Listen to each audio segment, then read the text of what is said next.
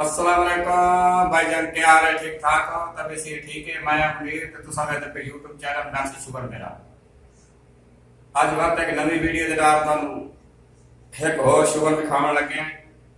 ते इंशाल्लाह ये वीडियो बड़ी अच्छी तरह लगसी। हाँ, यह वीडियो शुरू करने तो पहले ना इस चैनल को जरूर सब्सक्राइब कर लो ते बेल आइकन प्रेस कर लो। कोई भी नवी वीडियो मेरी आसी इंशाल्लाह सब तो पहले तुहाडे कोल पहुंची।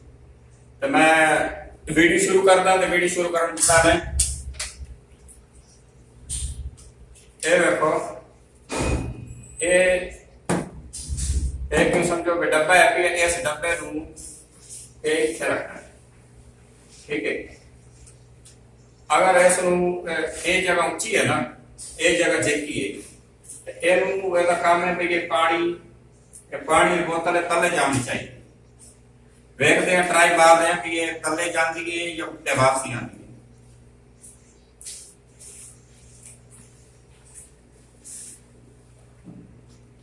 ओ माय गॉड,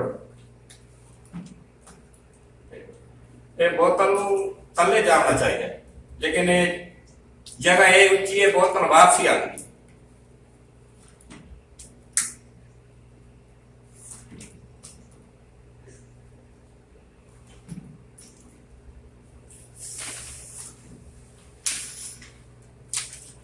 पानी की बोतल है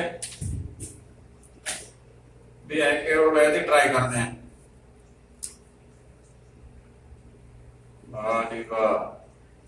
लेकिन ये जगह ऊंची है भाई, ये देखो, ये जगह झिक के तले जाना चाहिए, लेकिन ये वापसी आता है।